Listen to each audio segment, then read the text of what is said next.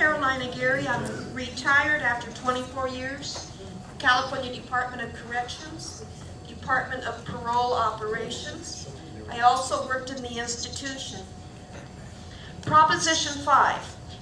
Many, many years ago, the state of California overwhelmingly passed Proposition 36. It's a drug diversion program for first-time drug offenders.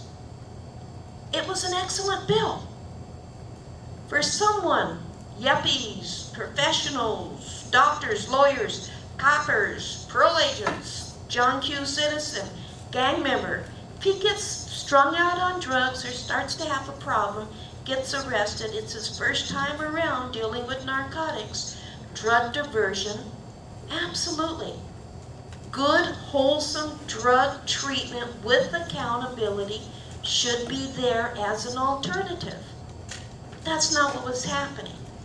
What they were end up doing is they letting people who've been in and out of the system, extensive criminal records, on probation, previous failures for drug offenses, get out of prison, go back into Prop 36.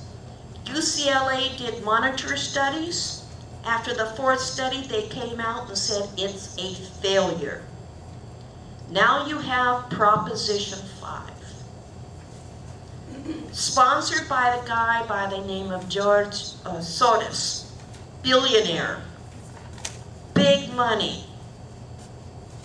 Proposition 5 is what you call NORA, the acronym NORA, Non-Violent Offender Drug Rehabilitation Program. It's the most dangerous proposition right now that that you can vote on in the November ballot. And this is why. It takes the full jurisdiction. You can have John Q. citizen come out, be on the streets, gang members, anybody, commit a felony.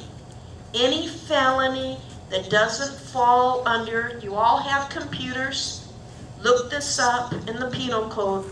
667.5 of the California Penal Code is what a violent offense is. It lists all the violent offenses.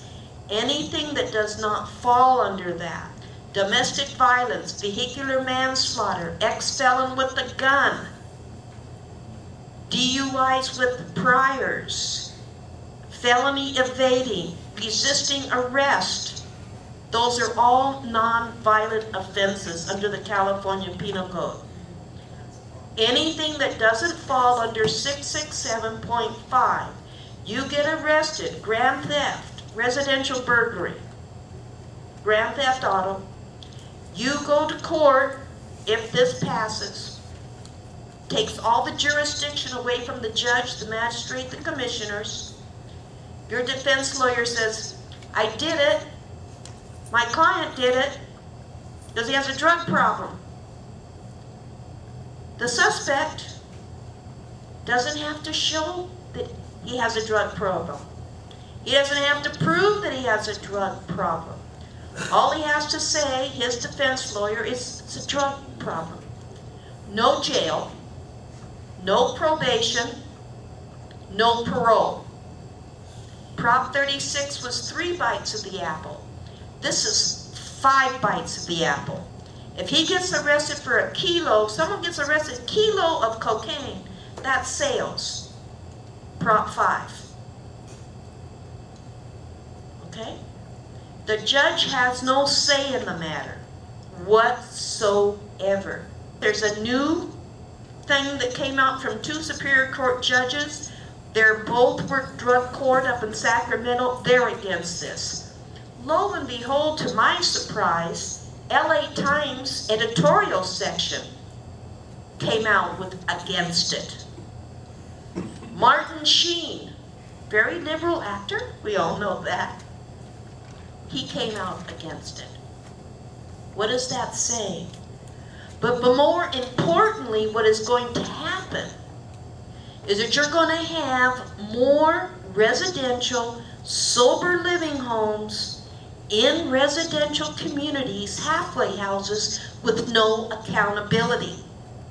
Back there, I have made copies of an article that came out in the LA Daily News, where it shows these people living in residential communities, and they're harassing, they're cursing out their neighbors, they're causing problems, parties all night, they continue to abuse alcohol, they continue to abuse illegal drugs. And these halfway houses and sober living homes say, wait a minute, but we fall under the American Disability Act.